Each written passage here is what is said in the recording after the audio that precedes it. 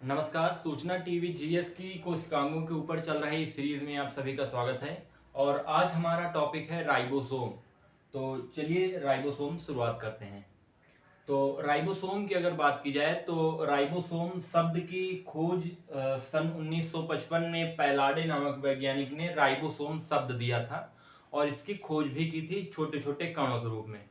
Ribosome जो होता है वो कोशिका में एक छोटे छोटे बहुत छोटे छोटे जैसे कि मतलब जीवाणु के आकार के या कह सकते हैं एकदम धूल कण के जैसे एकदम छोटे छोटे कोशिकांग होते हैं जो एक पतली मतलब सिंगल परत से ढके होते हैं, यानी कि एक परती संरचना इनके चारों तरफ पाई जाती है और एक ये पैकेट जैसे केवल होते हैं। उसके बाद जो राइबोसोम की अगर बात की जाए तो राइबोसोम सारी यूकैरियोटिक कोशिकाओं में पाए जाते हैं और यूकैरियोटिक और प्रोकैरियोटिक दोनों ही कोशिकाओं में ये पाए जाते हैं। अंतर ये होता है कि जो प्रोकैरियोटिक कोशिकाओं में ये पाए जाते हैं उनका जो टाइप होता है वो 70s होता है, जबकि जो यूकैरियोटिक कोशिकाओं में पाए जाते हैं वो 80s टाइप के होते हैं। लेकिन कुछ कोशिकांगों में यूकैरियोटिक कोशिकाओं के कुछ कोशिकांगों में 70s टाइप के भी राइबोसोम उपस्थित होते हैं। यानी कि हम कह सकते हैं कि प्रोकैरियोटिक में केवल 70s राइबोसोम, जबकि यूकैरियोटिक कोशिकाओं में 70s और 80s दोनों प्रकार के राइबोसोम पाए जाते हैं। राइबोसोम की अगर बात की जाए तो राइबोसोम कोशिका में करीब कुछ हजार से लेकर के कई लाख तक एक कोशिका में पाए जा सकते हैं राइबोसोम। और साथ ही इनके इतना छोटा आकार जो होता है इसलिए ये हजार से लाखों की संख्या में होते हैं और ये किसी भी कोशिका में सबसे छोटे और संख्या में सबसे अधिक कोशिकांग होते हैं। इसके बाद उपस्थिति अगर देखी जाए तो ये कोशिका द्रव्य में बिखरे हुए भी पाए जाते हैं। यानी कि अगर प्रोकैरियोटिक कोशिकाओं की केवल बात की जाए तो ये पूरे कोशिका द्रव्य में बिखरे हुए पाए जाते हैं और जो प्रोकैरियोटिक कोशिकाओं में 70s टाइप के होते हैं, जबकि यूकैरियोटिक कोशिकाओं की अगर बात की जाए तो ये 70s और 80s दोनों टाइप के। अगर बात की जाए कि 70s और 80s कहाँ पाए जाते हैं तो जो पूरा कोशिका द्रव्य होता है उसमें 80s टाइप के राइबोसोम बिखरी हुई अवस्था में पाए जाते हैं और बहुत सी संख्या में, मतलब संख्या में बहुत ज्यादा होते हैं।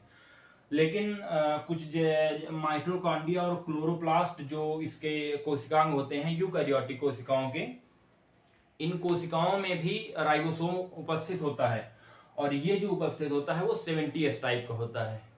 तो चलिए सबसे पहले देख लेते हैं कि राइबोसोम ये जो एस आ रहा है ये एक इसे कोफिशिएंट कहते हैं, मतलब सेडिमेंट्री कोफिशिएंट है और इसको हिंदी में अगर कहें तो ये अवसादन गुणांक कहते हैं इसको एस।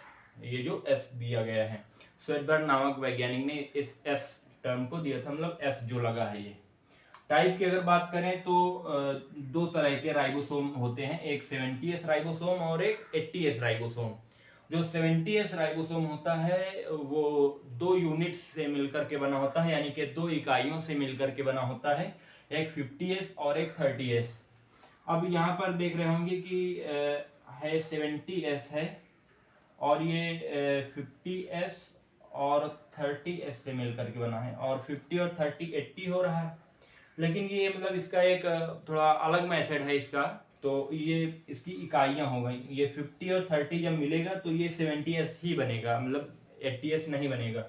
इसी तरह जब 80s बनाना होगा तो जब 40s इसकी 80s जो होता है इसकी यूनिट 40s और प्लस ये 60s होता है। जब ये 40s और 60s बनेगा तो ये 100s नहीं होगा बल्कि 80s होगा। तो ये मतलब दो टाइप्स के होते हैं 70s। अब 70s की अगर बात करी जाए तो इसमें जो कण होते हैं इसके, मतलब इसका जो आकार होता है, मतलब जो राइबोसोम के कण होते हैं उनका व्यास जो होता है वो 20 से 30 नैनोमीटर आप समझ रहे होंगे, बहुत छोटा 20 से 30 नैनोमीटर का होता है जो 70s टाइप के राइबोसोम होते हैं।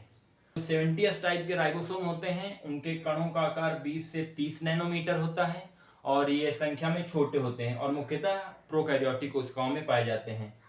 और इनकी अगर यूनिट्स की बात की जाए तो ये 50s और 30s से मिलकर के बने होते हैं।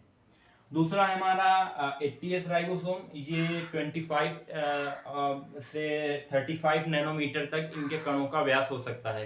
यानी कि 80s के जो राइबोसोम होंगे उनके कणों का व्यास 25 से 35 नैनोमीटर तक हो सकता है, यानी कि इससे कुछ थोड़ा सा बड़े होते हैं।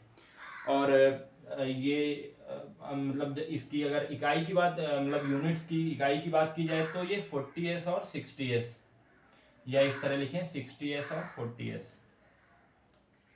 और 40s।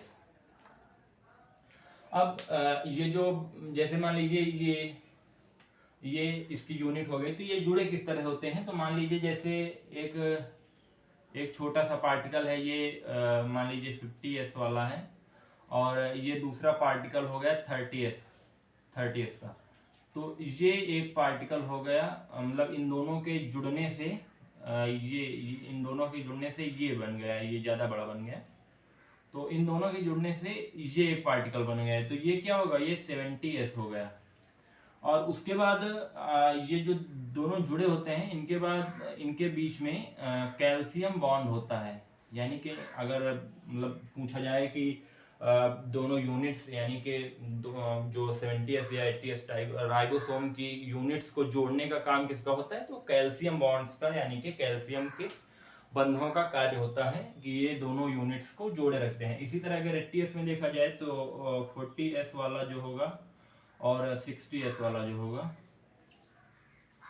इसके बीच में भी ये कैल्शियम बॉन्ड होंगे और ये मिलकर के क्या बनेगा, 80s टाइप का राइबोसोम बनाएगा। ये 80s टाइप का राइबोसोम बनाएगा। तो ये था हमारा राइबोसोम। ये जो राइबोसोम होता है, जब दोनों इकाइयां जुड़ जाती हैं इसकी, तो ये मुख्यतः राइबोसोम का कार्य क्या होता है, तो राइबोसोम का कार्य होता है प्रोटीन संश्लेषण का, यानी कि ये प्रोटीन संश्लेषण का कार्य करते हैं राइबोसोम।